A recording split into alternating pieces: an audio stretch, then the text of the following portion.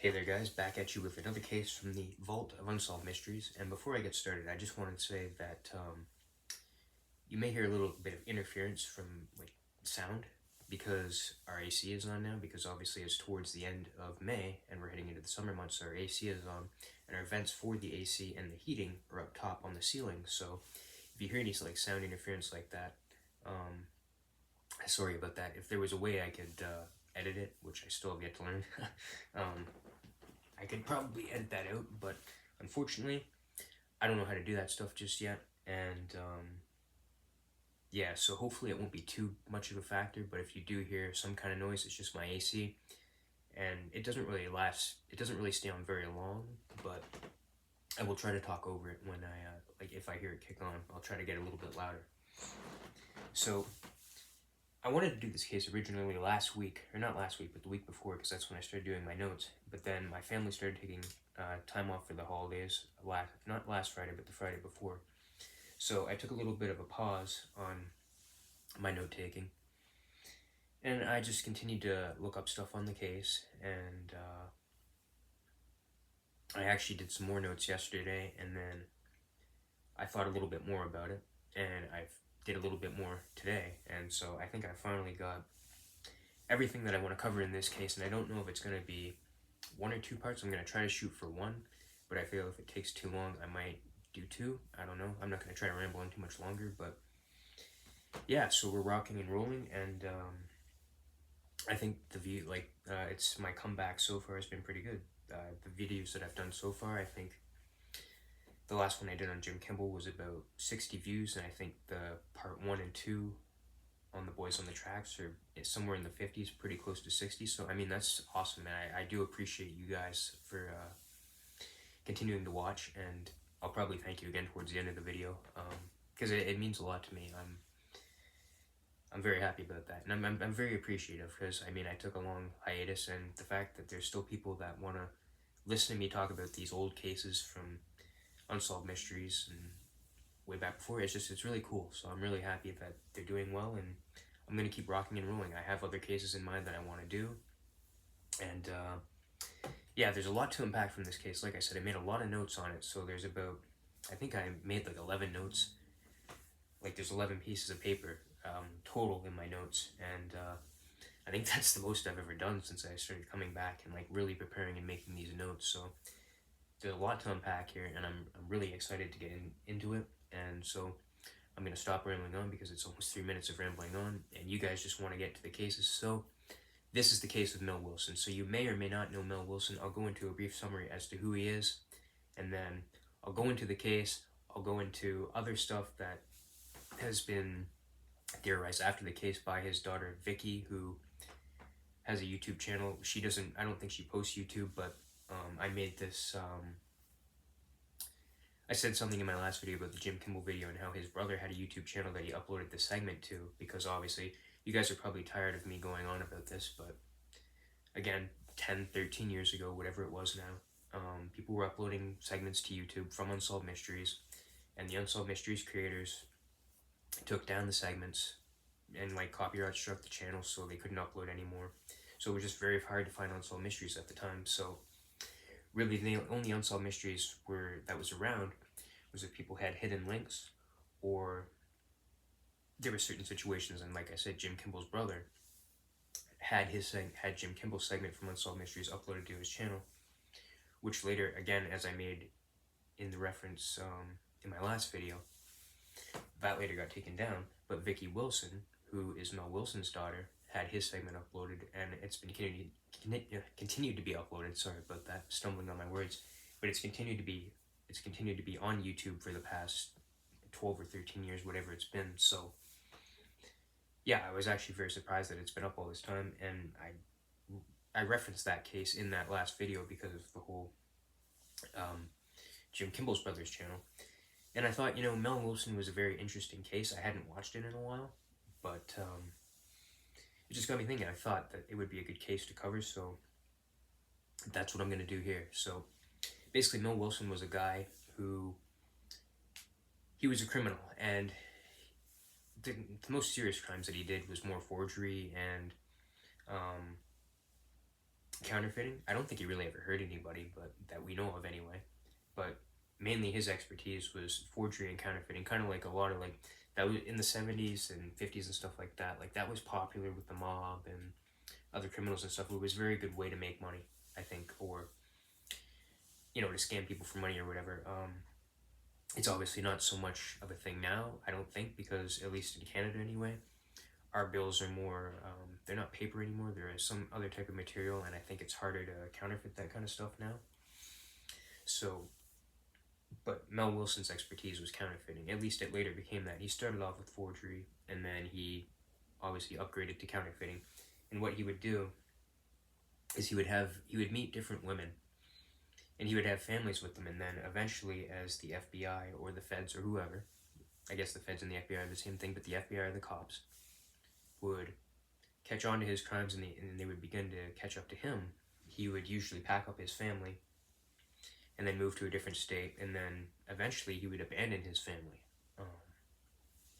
So yeah, there's a lot to unpack when it comes to him, and after 6 minutes of rambling, I'm going to take a quick sip of water, and then I will get into it, and like I said, hopefully it can be one video, but we'll see.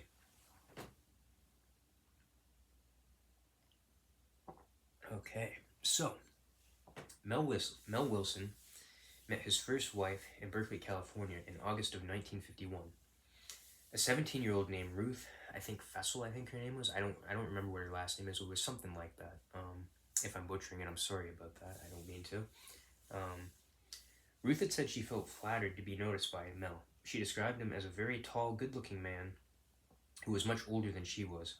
She thought he was mature and wise. She also noted that he had a British accent, and she fell in love with the whole package.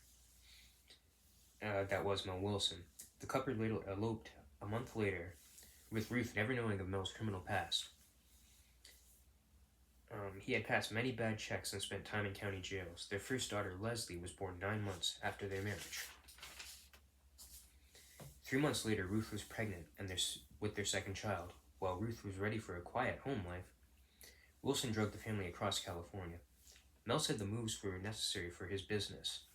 However, Ruth didn't know Mel's business was forgery. That was his specialty at the time, his specialty being payroll checks.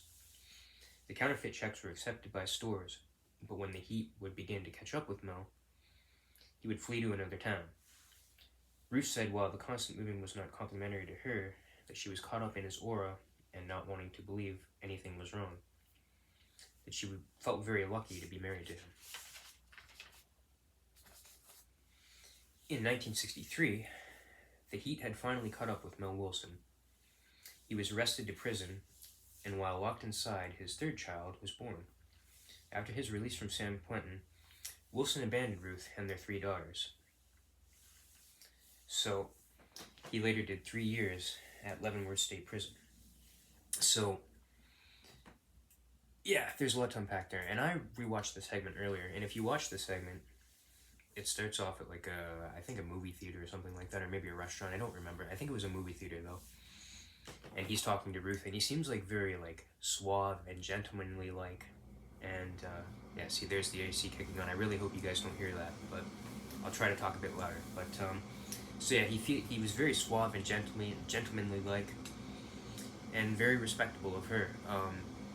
At the end of her shift, they would get into his car, and Mel would open the door for her and close it, and obviously, just act very gentlemanly like. So he portrayed himself as a very like proper British gentleman, and then later on, when it portrays him moving, suddenly the British accent is gone, and he's very pushy, I guess you could kind of say, and he seems very agitated, and I think a lot of that, I mean, obviously he was faking the whole British accent thing, but I wonder, I don't think he was ever abusive to his wife or anything like that, like she seemed very happy to him, but I think like a lot of the reason why he was acting that way was because the heat was on him, so he was feeling tremendous pressure from the authorities that were coming after him. So yeah, that was a very interesting thing to see. Like at one point he's like this gentlemanly British man, and then in the next part of it, when they're showing him packing up his house and leaving, he's suddenly has just an American accent, and he's very pushy and agitated and all that kind of stuff. So Here we go. After Leavenworth State Prison, after his stay there, at age 36 in 1963, Mel Wilson moved on to Las Vegas, where he began a relationship with 19-year-old Amanda Saturn. Mel described himself as being from Canada. Now Canada. Hold on to that thought about Canada, because I'll be getting back into Canada later on in this video or in the next part of the video whenever I decide to do it. But just hold on to Canada in your mind. And that his parents died when he was young. He was put in an orphanage. He never mentioned his previous wife or children and told her he was never adopted, but told himself that one day he would start a family of his own. Which, little did she know, he already had a family of his own. 3 months later, the couple married. Within 2 years, they had 2 children, a daughter and a son. To them, he was the perfect dad. Mel's daughter, Vicki, who is the one with the YouTube channel and uploaded the segment, recalls that when she broke her leg, he carried her around, that when she was yelling for the ice cream truck when it went by, he would yell for it to stop. She also remembered his love for scuba diving. Mel's son, David, recalled the family going fishing occasionally, but also understood that he had a job to do, and if he was required on the road, he had to be there. He said whenever Mel was with him, he was a great dad. Wilson now had graduated from forgery to now counterfeiting. Late at night at the family's print shop, he would print out thousands of fake $20 bills. And as federal agents caught on to what Mel Wilson was doing, he again packed up his family and moved to Minnesota. So, like I said, I mean, he seemed like a good dad, from what they described of him. So I think there was a part of him that loved his kids, I think, and I don't think Mel Wilson was a totally evil guy.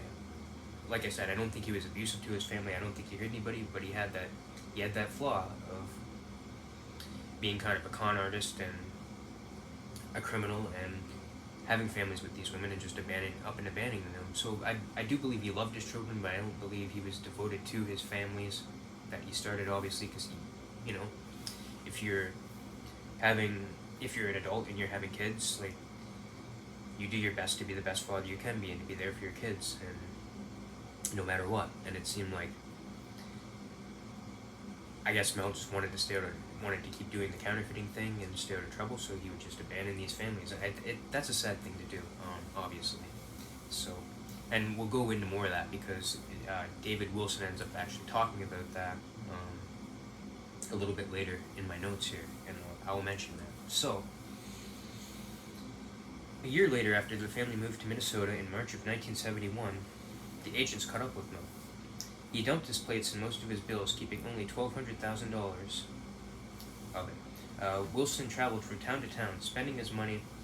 As the feds closed in on him, he was arrested and pleaded guilty. He later cooperated with the investigators, giving them info on the counterfeit operation. Deputy U.S. Marshal John Donahue said Wilson's statements all added up, with the barrels and plates and fake bills being found in the river, which indicated that he was telling the truth. Given that he worked with police, Wilson expected a lighter sentence. However, while he was out on bail, he was told he was facing 25 years. In September of 1971, Wilson vanished again, leaving yet another family behind. David Wilson said he was angry at Mel for leaving even though it was so long ago, and for leaving his family for years, and for all the years of being fatherless, watching his mother struggle, that he thinks about how the family's lives would have been different if not for Mel's illegal activity and abandoning the family. So yeah, so that's what I mentioned. David obviously, and I'm sure Vicki too, I'm sure his other family too, were very pissed off at him for just abandoning them and leaving them. Because, I mean, back then this was the 70s, right? So this was still a time where, like, I think women did work back then. Obviously, this is decades before I was born, so I just kind of go on what I know throughout history. But back then, I'm sure women did work, but I think the father was the primary provider. And, a lot of times, either the mother did have a job, or they stayed at home and took care of the kids. That's just how things were back then. And so I think, I can't blame David at all for feeling the way that he does about Mel leaving. I think anybody would be pissed off at their father for just up and abandoning them and just leaving them behind. And I'm sure that they struggled financially because the mom probably had to work a job or maybe a few different jobs, and to kind of make sure that she puts food on the table. So yeah, I really can't imagine what they went through. I can't imagine how hard that would have been. Always feel bad for families like that, because that's got to be a tough thing to go through, no doubt. So, in 1997, or 96, 96, the U.S. Marshals considered the case open and active. They would contact Wilson's family from time to time. It was then found out one of Mel's family, that Mel Wilson had another family. That's when Vicki and David discovered that they had another family, was during this time in one of those contacts with the FBI. So in Thanksgiving of 1996, Vicki went to Hawaii to meet her other two sisters, Leslie and Linda. The family continued to wonder if they had any more sisters or siblings out there. The family had no updated info until about 6 years ago at the time. 6 years ago. 6 years ago, I think, at the time. This was in the comments section of Vicki's YouTube channel on the video of the segment. So in the comments, Vicki stated that with using DNA home testing companies, kind of like you guys know how the original Night Stalker was caught through DNA, his family's DNA, and how the Gilgo Beach Killer was caught through his family's DNA. They would use that's what she's referring to when it comes to home testing, I guess. So they would use DNA to catch criminals, basically, family DNA to catch criminals. And so she was able to uncover that they had another brother that they now traced to Mel in Canada. See, that's why I said hold that thought about Canada in your mind, because he obviously appeared again in Canada, which, I mean, is my country, where I'm from. So specifically, he was in Vancouver and British Columbia around 1972, where his alias was Kenneth Mazar. He yet abandoned another family between 1974 and 1975, and he has not been located since. So, yeah, he hadn't been located since since that time in Canada in 1974 or 75, whenever he was last abandoned, or whenever he abandoned his family.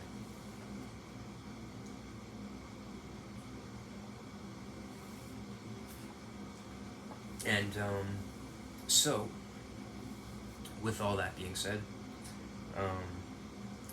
that's still not the end of this. There's still quite a bit left to go, and that's because there's a theory, which I believe Vicki brought up to the FBI, about the possibility of her father, Mel Wilson, being the famous skyjacker, D.B Cooper. And if you don't know who D.B Cooper is, which I'm sure the majority of you do, I'm sure the majority of you are my age or older, but because I don't know how much the new generation actually cares or watches Unsolved Mysteries, but if they do, and they're interested in this, if you don't know who D.B Cooper was, basically, I'll give a short summary of the case. I covered it a few years ago, actually. Well, more than a few years ago, probably almost 10 years ago now, but I covered it back then, and before I get into it, it may be something that I cover somewhere down the line, but I'm not sure. I'll be covering it a fair bit in this because there's a lot that I found on it. So I'll basically give a summary of what and who D.B Cooper was. So basically, like I said, D.B Cooper was a man who also went by the name Dan Cooper, and he hijacked or skyjacked, whatever you want to call it, a plane in 1971, and basically he was a guy who was dressed in like a business suit, and he was only carrying a briefcase. And when he went on the plane, a few minutes after, I think maybe when it was already, when he had already taken off, he instructed a flight attendant or a stewardess to come sit by him, and when she did, he gave her a note and said to give that to the pilot, And when he gave her the note, he also opened up the briefcase to reveal that he had a bomb, um, which obviously was very convincing. And obviously at this time, this is what, 55, 56 years ago, since 1971 to 2026. So back then, I mean, this is decades before 9/11 was a thing. So they obviously didn't have heavy security or heavy like checkpoints like they would today, or even 20 years ago, 25 years ago when 9/11 or after 9/11 happened.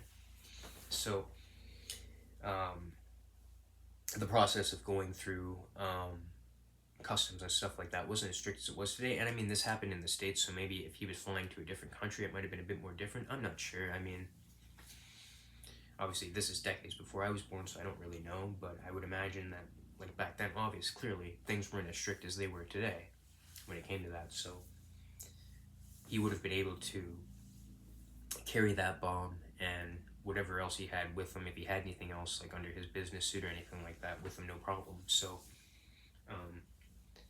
yeah, and with that note and revealing that bomb, he said that he wanted over 200 grand and 4 parachutes. So and then later on, I think they later stopped, I think in Seattle, I think, for fuel. And the pilot had asked the cops or the FBI, whoever they were working with at the time, or whoever they contacted, I guess. Probably the cops, maybe the FBI, probably both. But they contacted them and asked them if they wanted to do give him the money for the ransom, which they ended up doing. And they ended up bringing the 4 parachutes and the money to D.B Cooper.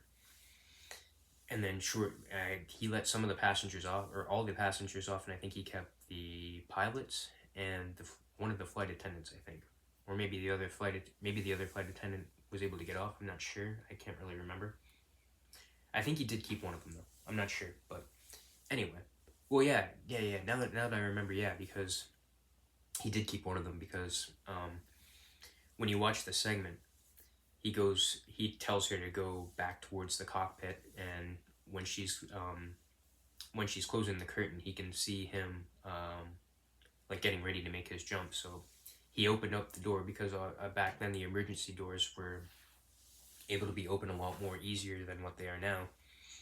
It was actually after this that they, because it took place on a 4077, I think, is what it was.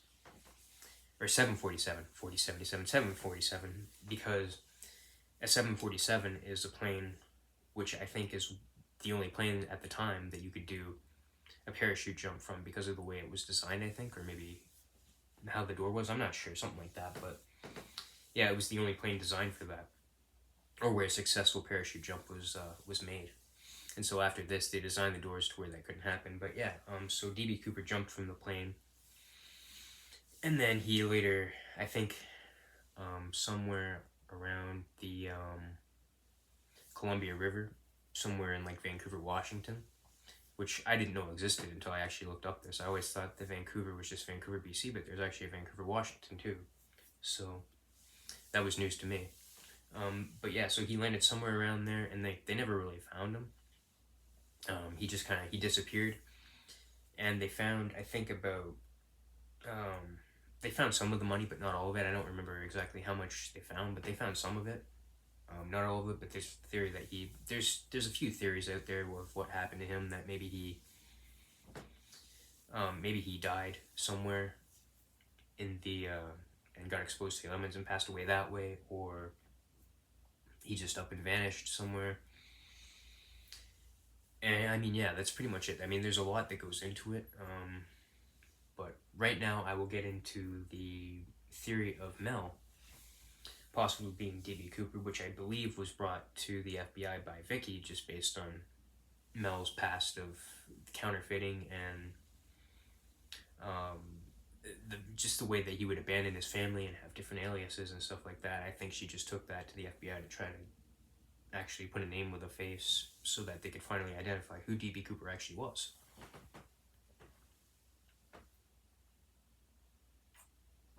So, in my notes here, there's a theory that Mel Wilson could be the infamous skyjacker D.B Cooper, like I just said. Mel vanished on September 15th, 1971, 8 weeks before the November 71 skyjacking.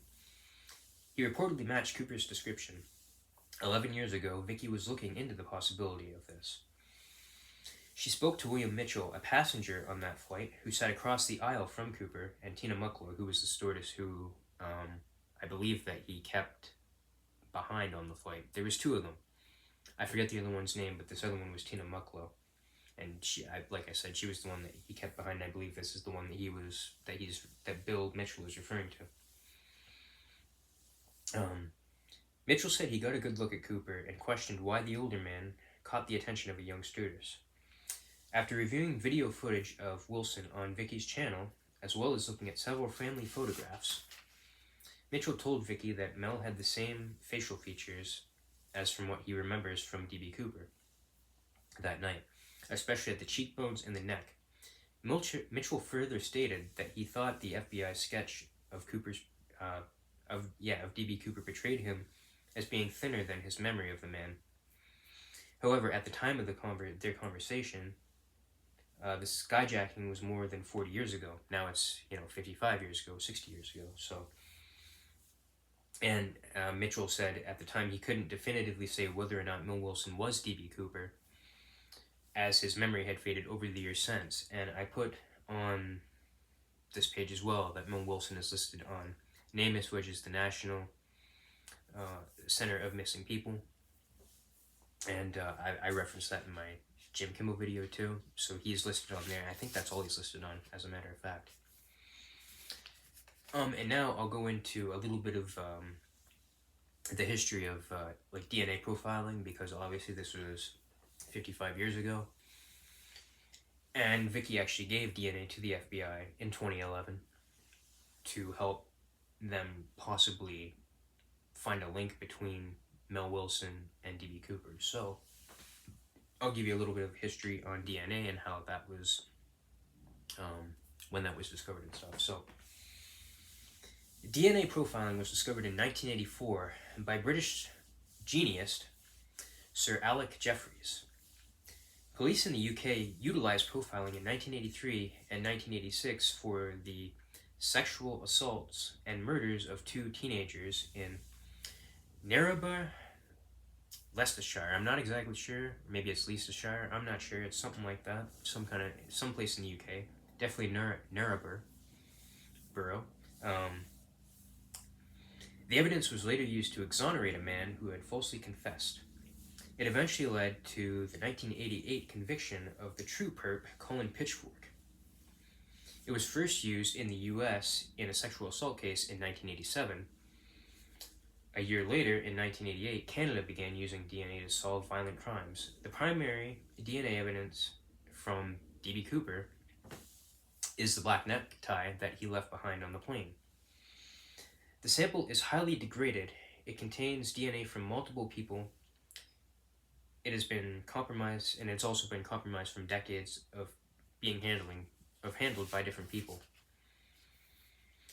But there was actually more evidence that was found as well. Investigators obtained Raleigh cigarette butts smoked by Cooper, which held a pure DNA sample, obviously, from his saliva. Unfortunately, in the 1990s, FBI investigators had discovered that they had either been lost or destroyed while in field office custody. And Mel Wilson actually smoked too, and I believe Vicki actually spoke about that in one of her comments in her comment section on YouTube about it, that Mel had smoked too, because I believe she probably would have already known about the whole D.B Cooper cigarette butts being found. So she had mentioned that as well to the FBI, but she couldn't, because she was so young. I don't remember how old she was when he disappeared, but she was pretty young. But she couldn't remember what brand he smoked or anything like that. And I think she also mentioned that he wore sunglasses as well, like dark sunglasses. And if you look at the segment, which I'll leave a link to in this video, he's actually wearing very dark sunglasses. So she did mention that he wore sunglasses, that Mel wore sunglasses as well, and they're very dark, similar to what D.B Cooper wore as well. So The FBI has not publicly confirmed if Mel's DNA from Vicki matches Cooper. The FBI suspended their active investigation in 2016. The partial DNA profiles remain on in their files to review potential evidence. So, yeah, they still have it on file.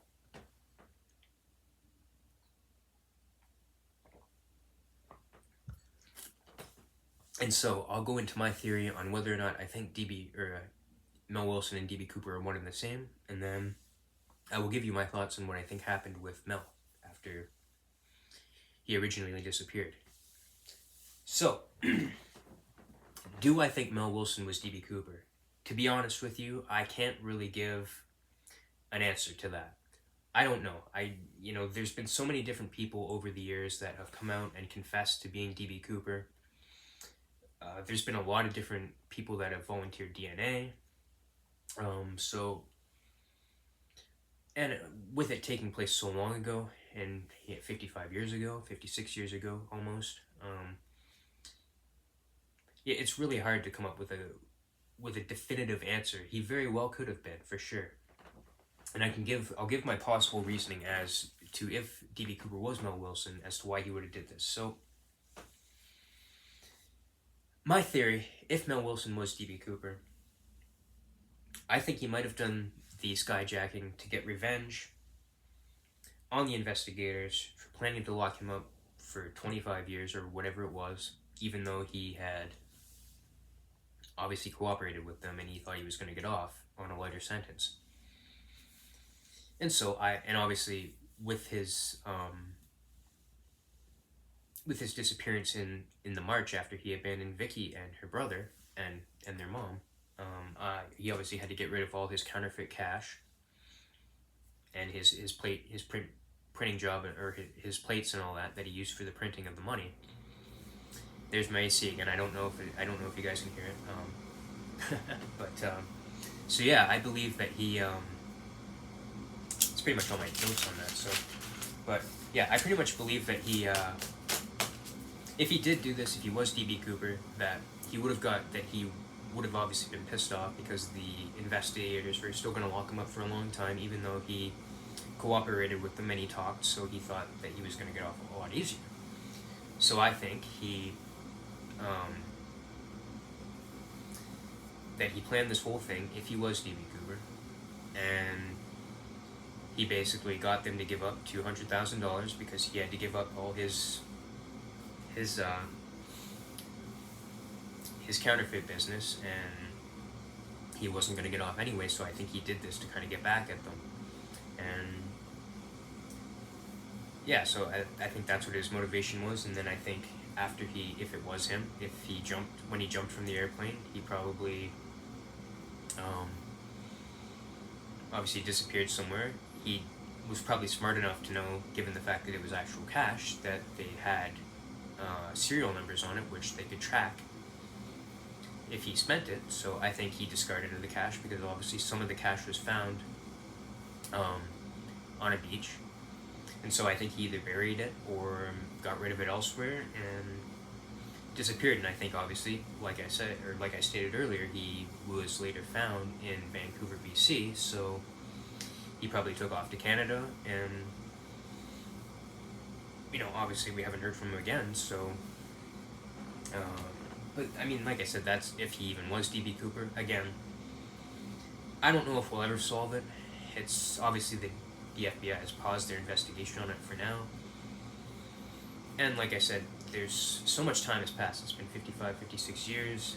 The DNA's been degraded, so unless they come up with a way to kind of still be able to identify somebody with really badly degraded DNA like that, and they have the right match, I don't know if we'll ever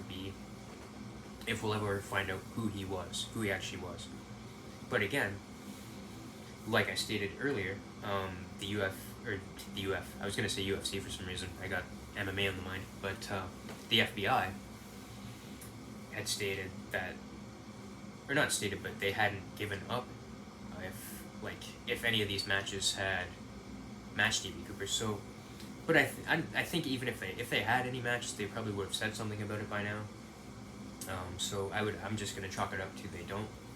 So whether or not I think Mel Wilson is D.B Cooper or not, I don't know. Like I said, it could be anybody, but I think he definitely could have very well been. It definitely seems like something he would have did.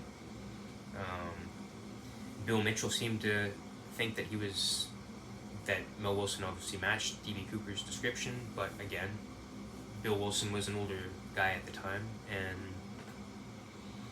his memory obviously wasn't as good as it would have been back in '71 when this whole thing happened. So, will we ever know if Mel Wilson was D.B Cooper or not? I don't know. Like I said, who knows if they've even what their findings were when they ran his DNA with D.B Cooper's. Who knows? I mean, but in regards to Mel, if he wasn't D.B Cooper, which again, who knows? I think after March of not March of '71, but after he disappeared from his family in Canada, I would imagine he probably was smart enough to kind of stay out of the counterfeiting business. He probably was smart enough not to come back to the States. And so I think he probably continued living in Canada, maybe went to different countries, I don't know. I'm sure he probably continued having other families, because obviously, like I said, after abandoning Vicki's family, he obviously had another family in Canada, so what's to say he didn't stop doing that? It's a clear pattern with him, so. As for how long that continued, who knows? Maybe he settled down somewhere finally and had a family, and who knows? Clearly he's obviously dead now, because he was 36 in '63. So, and I think Vicki had mentioned like 10 years ago or 11 years ago in the comment section at the time, where I was giving a lot of this information, or where I found a lot of this information, that he was in his 90s at the time. So yeah, now he'd be over 100 and something. Obviously people can live to be 100, but I don't think I don't know how old the oldest 100-year-old actually is, but I think it's very clear that Mel is probably passed away now,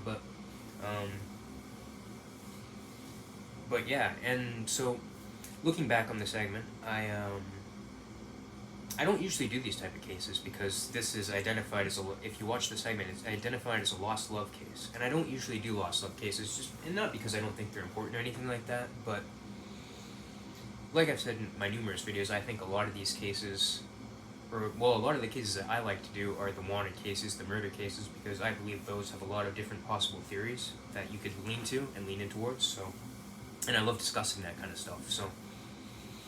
And that's kind of why I never do the lost love cases, because of that. Because a lot of the lost love cases they're usually, siblings who have been adopted, or parents who, for one reason or another, had to leave the family or something. Not like what Mel Wilson did, but just for different reasons. So it's like there's really not a whole lot I could really cover when it comes to those. But I felt, with Mel Wilson obviously being missing and a wanted guy, and just his story being interesting to me, I felt that it was something that I wanted to cover. And with him having multiple families and stuff like that, it was interesting to me to kind of cover that. And when I found out the whole D.B Cooper situation, obviously that's a very interesting case too. There's a whole lot of theories to that. He's never been identified, so yeah, I thought it was a very interesting case to cover, and I wanted to cover it, so I did. And yeah, I was actually able to get this whole case done in one video, so that's great. I think at some point, maybe in the next few days, I may actually reach out to Vicki through her YouTube channel. I might comment on her video and just see if she has any possible updates, if they ever found any more children of Mel's. I may see if she knows anything about the FBI, possibly either eliminating her father as a suspect or matching him. Maybe she knows. I would imagine she probably would know about that. So I may reach out to her in a few days. I don't know if she'll respond or not, because as far as I know, the last active posted in her comment section was 6 years ago, so I don't know if she's lost access to it or what, but I'll try to reach out to her, and if she does, I will do another video pretty much giving what she had said to me in the comment section of her video. And I'll also, she has a couple videos, so she has the segment video and then another video of home footage of Mel, which I believe is the same footage that William Mitchell saw when Vicki had approached him about his memories of D.B Cooper. So I think that's the same footage. So I'll link both of those in the description. I will also link the D.B Cooper segment in the description of this video. And yeah, so yeah, that's pretty much it for that case. I've definitely had fun doing these again, as I keep saying, and I appreciate everybody for your support and continuing to view me and watch these videos and continue to watch the older videos. And this is officially going to be the longest video because I'm running on 41 minutes, so I'm not going to keep rambling on like I am, but yeah, I just appreciate the support. I have more cases in mind that I'm going to cover. I'll probably get to the next one. I'll probably start working on the next one either later this week or next week, and then if I'm up to doing it, I may do the video next week, or I'll do the week after, but we'll see. But I definitely do have more planned. I'm going to work on the next one very soon, and I'll get it out to you guys as soon as I can. And yeah, so I will eventually stop talking here in a minute, and I will get this out to you guys so you can watch it. And yeah, also, now that I've just reminded myself, I mentioned in the last video about how I made a Twitter account and Twitter suspended it. Well, it had taken a few days, well, actually more than that, I think it took like a week, but Twitter eventually got back to me and they reinstated my account, so I have access to that again. So I will put that in the description of this video as well. It's Devious Wayward with an underscore. And yeah, if you want to follow me there, you can follow me there, and we can talk the cases, sports, because I'm a big sports guy. I watch hockey, baseball, and basketball. Comics, if you're into that. I'm into a whole bunch of stuff, so like whatever you want. But if you want to come to me for the cases and stuff like that, feel free. If you just want to comment in the comment section of this video and give me your thoughts and theories on this case, or on the D.B Cooper case, or if you have suggestions of cases that you want me to cover, whether it's Unsolved Mysteries related or not, feel free to let me know, and I'll certainly do my best to cover those and get them out as best as I can. Like I said before, I have no set schedule of when I want to do these, but because again, when I used to do them, I used to try to do them every day or every week, and I just kind of got burnt out on that. So I don't really have a set schedule. I just kind of do these days when I feel like doing them, and when I can do them, when I am able to do them, when things are required or here. If I don't have the AC on, which unfortunately I do today. So, but yeah. So I don't want to keep rambling on and keep making this video longer than it has to be, because I've already been rambling on 3 more minutes. So yeah, subscribe, like, comment in the comments section, follow me on Twitter if you want to, and yeah, like I always say, I'll see you in the next one.